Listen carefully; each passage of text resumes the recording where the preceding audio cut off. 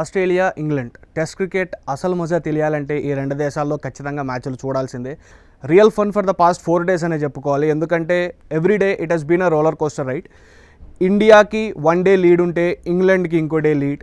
Day 3 వచ్చేసరికి it has been a balance.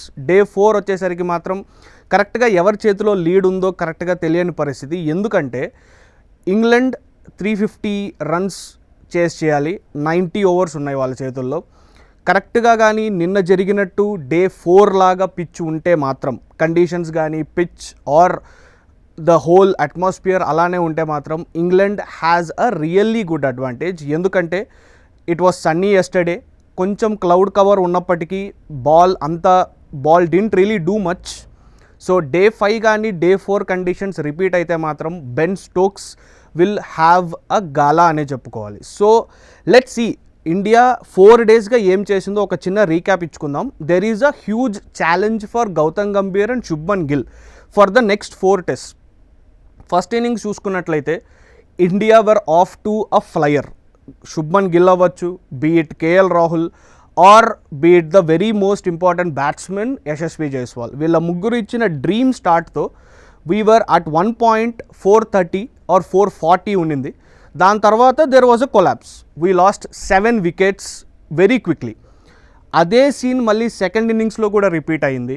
Batsmen ఎంత బాగా నిలబడాలో టాప్ ఆర్డర్ చూపిస్తే middle order and lower order దగ్గరకు వచ్చేసరికి మాత్రం అసలు ఎలా కూలిపోవాలో చూపించాల్సిన పరిస్థితి వచ్చింది. Let's take a look at what exactly happened after Pant got out. Pant century చేశాడు. Pant and Rahul were in really good form. వాళ్ళిద్దరూ సెంచరీస్ చేసిన తర్వాత both of them got out. దాని తర్వాత కరుణాకర్ అవ్వచ్చు, రవీంద్ర జడేజా అవ్వచ్చు అండ్ ద టైలెండర్స్, వీళ్ళు ఎవరు ఇంపాక్ట్ అయితే అసలు ఏమాత్రం ఇవ్వలేకపోయారు. అండ్ దీనివల్ల England got a really good అని చెప్పడం కంటే కూడా it was a comfortable chase, comfortable target. 370 is not easy, but వాళ్ళు they will go to Day 5 with a lot of confidence. ఈ క్రంబుల్ని, first innings and second innings క్రంబుల్ని గౌతమ్ గంభీర్కి ఇది పెద్ద హెడేక్ అవ్వబోతోంది. Why? Because Headingley pitch was really favourable and comfortable to the batsmen. ఇలాగే మిగతా 4 టెస్ట్ మ్యాచ్ల్లో పిచ్చెస్ ఉంటాయా అంటే మాత్రం the answer will be a definite no. ఖచ్చితంగా ఇలాంటి పిచ్చులు ఇంగ్లాండ్ వాళ్ళు ఆ క్యూరేటర్స్ డిజైన్ చేసే సమస్య లేదు.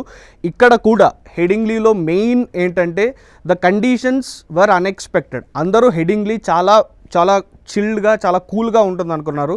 It turned out to be something else. వాళ్ళ సమ్మర్స్, ఇంగ్లాండ్ లండన్లో సమ్మర్స్ పీక్స్లో ఉండడం వల్ల there was more sun. So దానివల్ల it was favourable to the batsmen.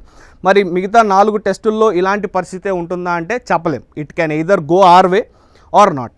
మరి ఇలాంటి పరిస్థితుల్లో ఇంత అన్ఫేవరబుల్ కండిషన్స్ మనకున్నప్పుడు మన batsmen, not just top order, especially the middle and the lower order should contribute. England పరిస్థితి చూసుకున్నట్లయితే వాళ్ళ lower order, if you take a look at their first innings, మనకి minimum 150 lead వచ్చుండాల్సిన పరిస్థితి, బట్ అలా జరగలేదు. Why? Because their tailenders were really good.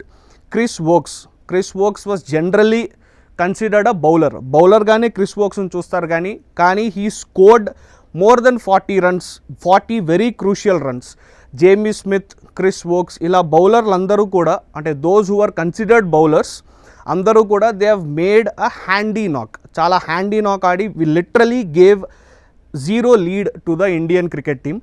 ఇదే మన దగ్గర మిస్సింగ్. అప్పుడెప్పుడో ఇదే ఇంగ్లాండ్లో షామీ, జస్ప్రీత్ బుమ్రా రెచ్చిపోయి ఆడింది గుర్తుంది కానీ లార్డ్స్లో జరిగిన టెస్ట్ మ్యాచ్లో. దాని తర్వాత టైలెండర్స్ కాంట్రిబ్యూట్ చేయడం మాత్రం, especially in overseas test matches, చాలా తక్కువ. Very few instances where they have contributed. ఇలానే ఉంటే మాత్రం టీమిండియా విల్ డెఫినెట్లీ స్ట్రగుల్. ఈరోజు కూడా the match can really go our way because chasing 350 on Day 5 is not easy.